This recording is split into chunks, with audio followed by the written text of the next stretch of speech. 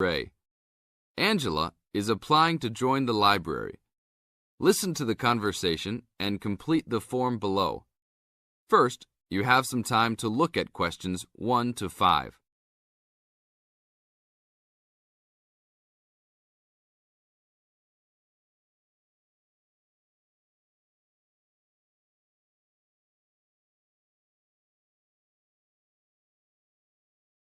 Now we shall begin. You should answer the questions as you listen, because you will never hear the recording a second time.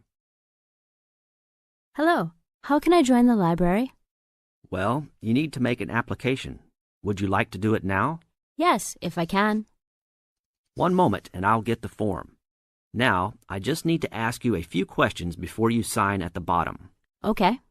Your full name, please. Angela Mary Price. Price? Yes, that's right. Okay. And your address? Apartment 3, 86 Bridge Street, Pimlico. Bridge Street. That's just near here, isn't it? Yes, not very far. Good. So the postcode must be 2065, right? Yes, that's right. Now, your telephone number. I need both home and work if you have them. My home number is 8763-5142, and work is 8456-1307. Do you need anything else, like ID or something? Yes, your driver's license will do, if you have one. Right. It's easy to remember. I know it by heart. 4040AC. I'm afraid I'll also need to see it. Okay, here it is. Thanks. And your date of birth, please? 24 March 1981. Okay, thanks. That's the most important part completed. But if you don't mind, I'd also like to ask you a few questions for a survey we're conducting. Yes, that's okay. Now you have some time to read questions 6 to 10.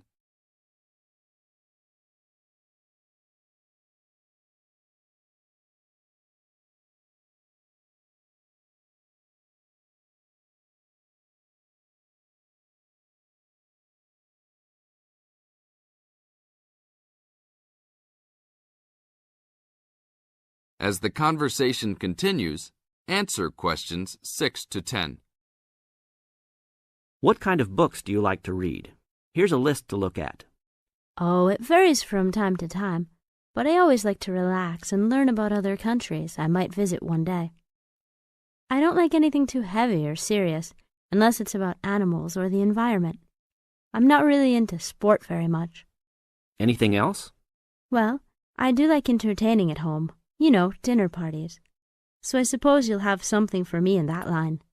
The pictures in those books always make me hungry, although they never seem to turn out exactly as they look in the books. Fine. I think that's all I need now, except I need you to sign here on the application form. Oh, and I almost forgot. The membership fee is $20, which is refundable if you no longer stay a member. There you are. Do I sign at the bottom here? Yes, that's right. You can borrow books now if you wish, although your membership card won't be ready until next week. So if you want to borrow today, you can pick up your card when you return your first books. That's if you want to take some now. I think I will, but I'll have a look around first. Okay, take your time. That is the end of part 1. You now have half a minute to check your answers.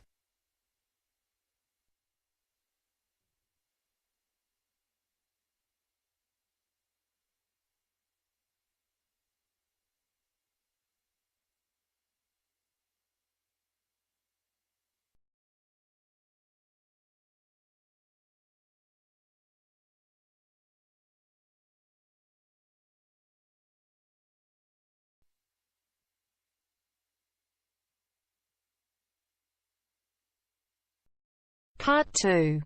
You are going to hear an interviewer who is interviewing Alan. He made a great discovery of Mungo National Park.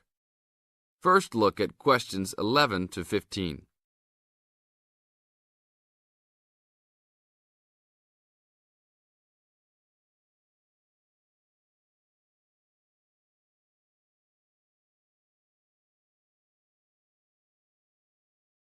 As you listen to the first part of the interview, answer questions 11 to 15.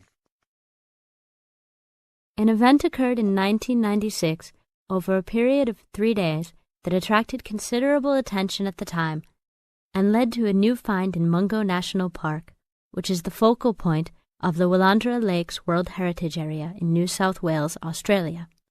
I talked to Alan Moore, the organizer of this trip, about his experience. Alan, what was the purpose of your trip? Well, as you know, I love the outback and lead tours of people wanting to go into more remote parts of the country. However, I thought it was time for me too to have a holiday. So I packed up my family and we went to Mungo National Park. Why did you choose this location? It holds a record of Aboriginal life stretching back over 40,000 years.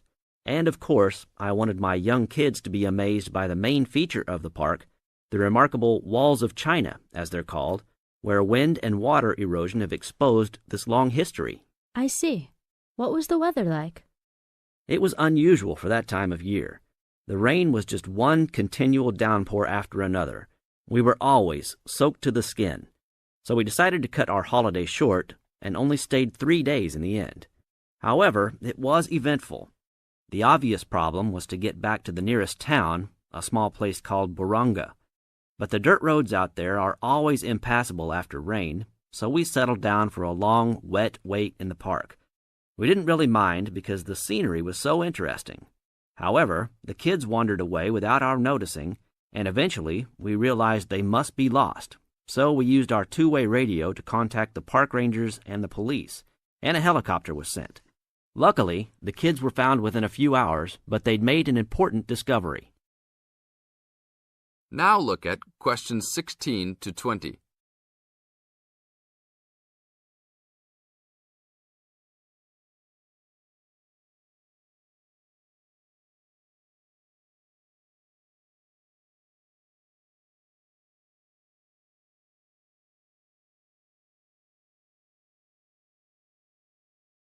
As the talk continues, answer questions 16 to 20. So, the trip was also eventful for another reason, wasn't it? Yes. They led us to some ancient Aboriginal art. The kids had taken shelter in a very small, low cave that was difficult to see from the outside. We were lucky to have another family camping in our location. When they heard us calling the kids, they immediately helped us search for them, and as the hours went by, they also provided us with much-needed support and encouragement. We really appreciated their help, and as we were already soaked through after looking for the kids for a couple of hours, they even made sure we had enough dry clothes to wear. The park ranger managed to get through to us to lead the search, and when the helicopter pilot notified us by two-way radio that he'd seen the children but was unable to land nearby, we were able to eventually find them very excited about what was in their little cave. And what did you think of their cave? Well, after squeezing in, I must say I was impressed, and managed to take a few photos of it before we left. There were many faint markings and dots on the wall. It was difficult to tell what they represented because they were so small, but people from the museum who have since visited there said the markings were similar to some other findings in the area, and later confirmed they were very old. Although it's now a protected site, the children like to call it their cave, and are allowed to visit it when a ranger can go with them. Thank you, Alan. If you go to Mungo National Park, you can see the entrance to the cave and some of Alan's photos at the ranger's station. Alan continues to lead tour groups in the outback, and if you want further information... That is the end of part 2. You now have half a minute to check your answers. You now have half a minute to check your answers.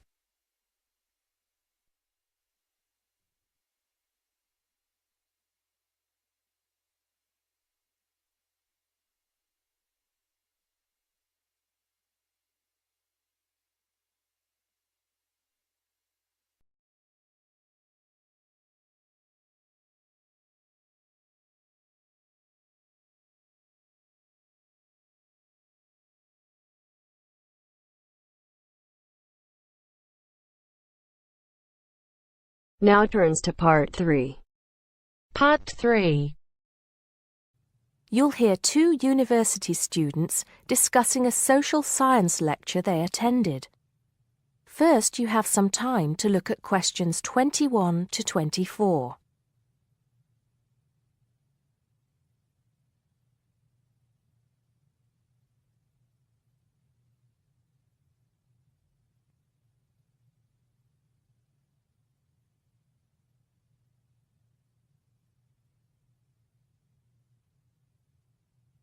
Now listen carefully and answer questions 21 to 24. Did you go to the first social science lecture yesterday? Yeah. Didn't you see me there? No. I was trying so hard to understand the lecturer. What didn't you understand? A lot of it, really. For example, he said we needed to study history as part of the course, but I didn't get why.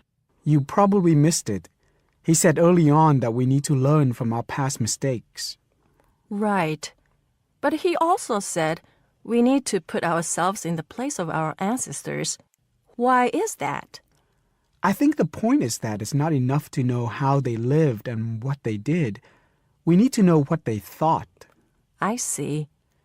And I've written transferable skills in my notes next, but I have no idea what that means. If you study social science, you learn skills that you can use in a job. Oh, right. Is that all? Okay, but why is that? The point he made was that in studying social science, you use a flexible and adaptable approach to learning.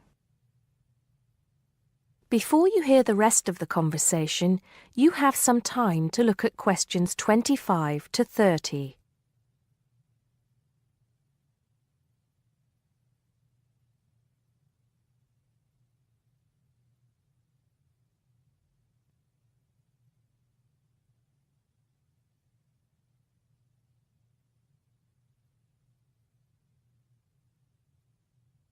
Now listen and answer questions 25 to 30.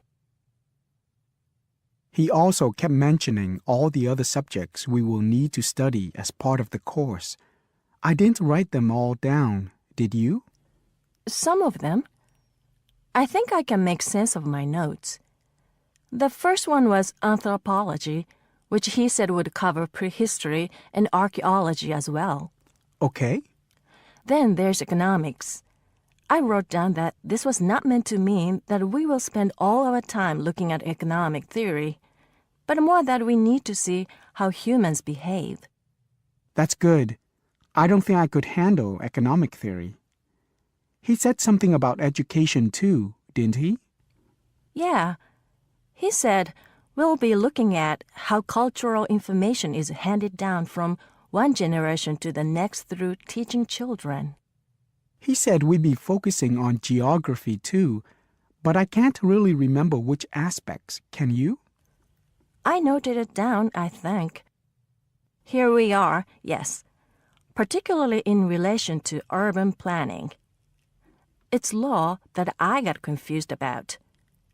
I didn't understand why he linked that to economics. I think he meant that laws affect the way wealth is distributed. That makes sense. Now, what are the science wars? Okay, I did get that. The science wars are about how social science collects information. In sociology and social work, and in social science generally, they can only study patterns of behavior and observe. If you compare that to the way scientists work in physics or chemistry, it's very different because they use specific experiments that can be tested and which give concrete answers.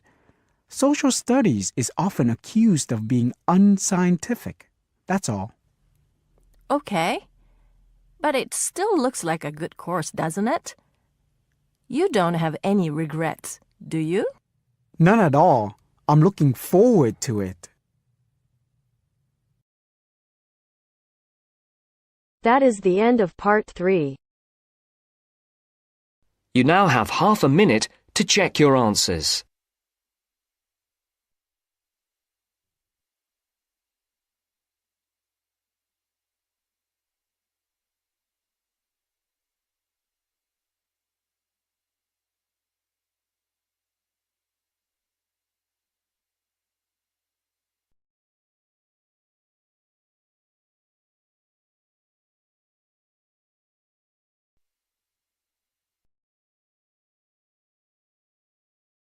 You are going to hear the first part of a lecture on American culture and American customs. First, you have some time to look at questions 31 to 40.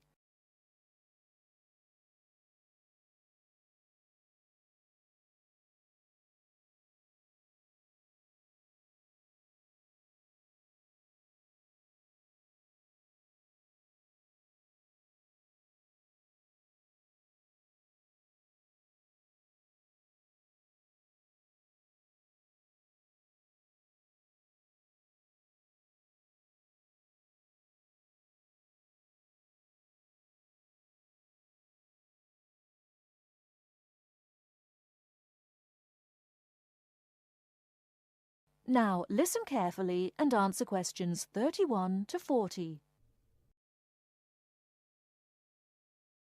Well, last week we talked about American education, and today I'm going to discuss American values, characteristics, personal habits and courtesies.